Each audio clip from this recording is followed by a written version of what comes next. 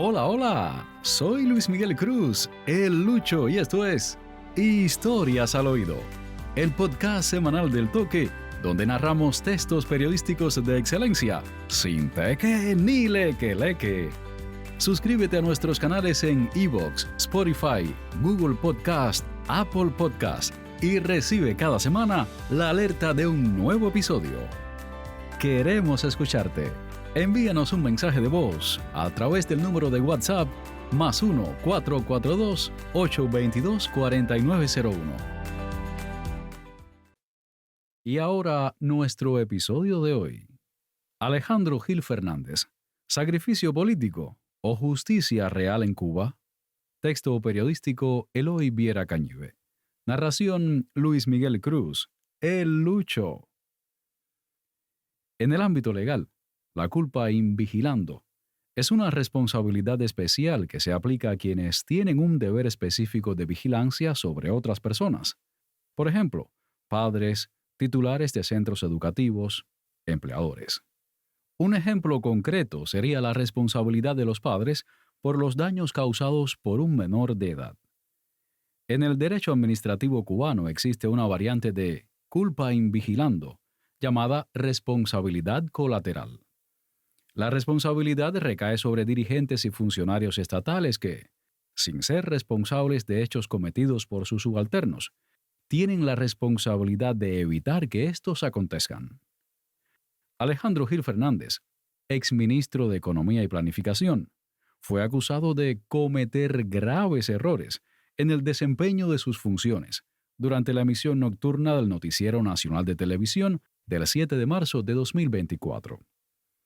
La nota oficial asegura que Gil será puesto en manos del Ministerio del Interior para esclarecer las conductas por las cuales se le acusa. La posible acción penal contra Gil Fernández motiva una pregunta, más allá del accionar del exfuncionario, por supuesto.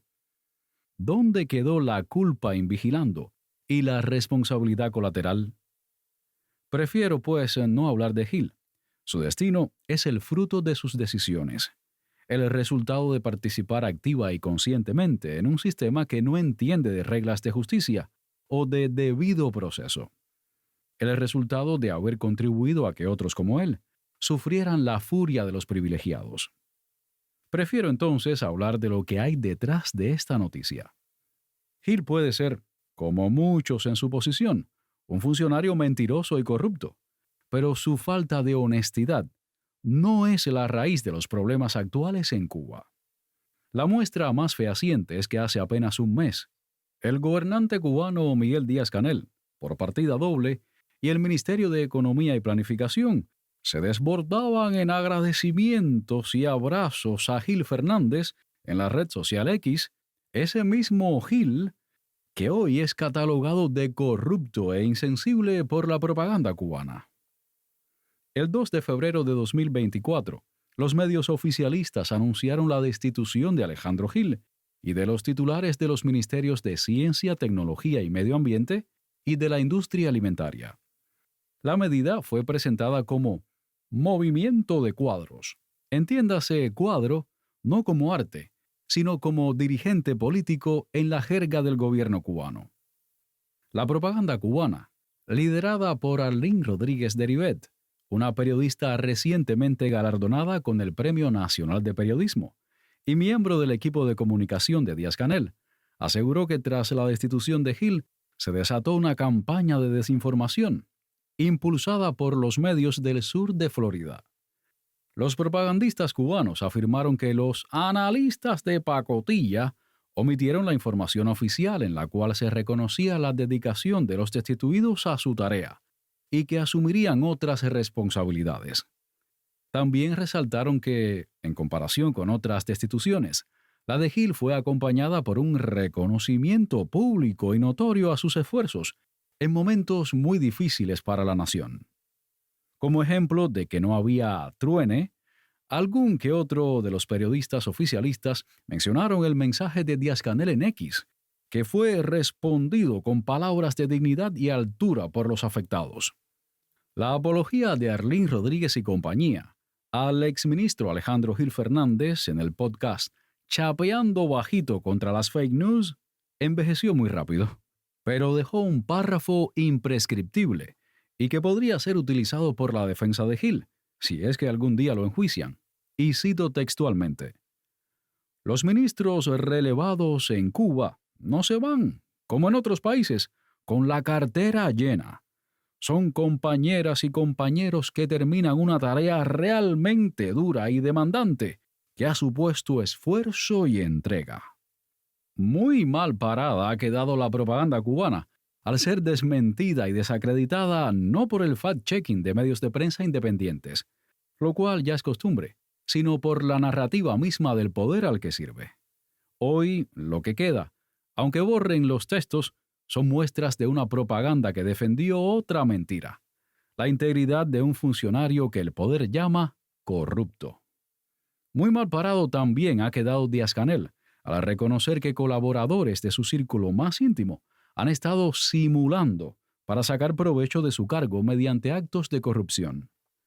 La ingenuidad y el desconocimiento de lo que hacen los subalternos no exime de responsabilidad a quienes tienen el deber de vigilar y controlar.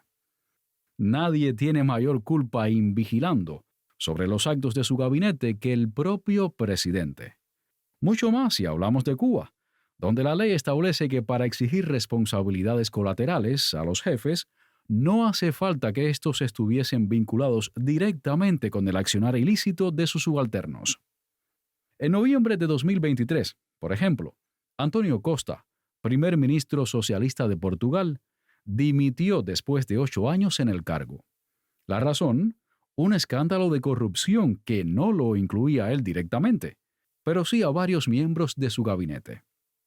En el momento de la renuncia, António Costa dijo que el escándalo lo tomó por sorpresa, pero que la dignidad de las tareas de un primer ministro no son compatibles con ninguna sospecha sobre la integridad, el buen comportamiento, y menos aún con cualquier tipo de acto delictivo. Bajo estos argumentos, en un país con una democracia medianamente estructurada, la ingenuidad debería ser motivo suficiente para la inhabilitación política y administrativa de cualquier dirigente. Pero en Cuba no hay democracia alguna. Por eso, el inicio de un proceso penal en contra de Gil puede tener lecturas adicionales. La entrega de Gil a la justicia, apenas un mes después de haber sido destituido, alabado por Díaz-Canel y defendido por la propaganda más cercana al primer secretario del Comité Central del Partido Comunista, parece que persigue afectar aún más el capital político de por sí ya disminuido de Díaz-Canel. El anuncio de un proceso penal contra Gil, después del festival de abrazos de Canel y de la apología de la propaganda, muestra a Miguel Mario como un tonto, como una persona sin control de lo que sucede en su círculo más cercano. Lo dibuja como alguien incapaz de definir con certeza en quién pone sus afectos y los destinos del país. Pero más que todo, lo muestra, como muchos saben, como una persona sin poder. El comunicado que anunció el inicio de acciones penales contra Gil menciona que se realizó una exhaustiva investigación. Sin embargo, o la investigación se llevó a cabo en un mes, lo que no la caracterizaría de profunda, sino como una perfecta farsa, o estaba en curso ya desde hace algún tiempo y los organismos de seguridad y quienes los controlaron optaron por no informar a Díaz-Canel. Prefirieron, pues, justificar la destitución del ministro con razones distintas, permitiendo que el mandatario y su gabinete elogiaran y respaldaran públicamente a alguien que sería procesado en pocas semanas. En este punto, la segunda hipótesis parece ser más probable que la primera. Gil era la persona más cercana y fiel a Canel. De hecho, Canel fue uno de los tutores de la tesis doctoral de Gil Fernández. La primera persona que parecía escogida directamente por Canel era Gil, para así acompañarle en su nuevo cargo de presidente, y que sustituyó, nada más y nada menos, que a Marino Murillo, un funcionario fiel de Raúl Castro. La respuesta a la traición de una amistad como esa no se puede disimular con elogios, claro que no. En el mejor de los casos se disimula con silencio. Silencio fue lo que menos caracterizó a Canel después de la destitución de Gil. En aquel entonces, Díaz-Canel fue mantenido al margen. Por eso, el anuncio del inicio de un proceso penal contra Alejandro Gil Fernández demuestra que el poder de Díaz-Canel es muy limitado.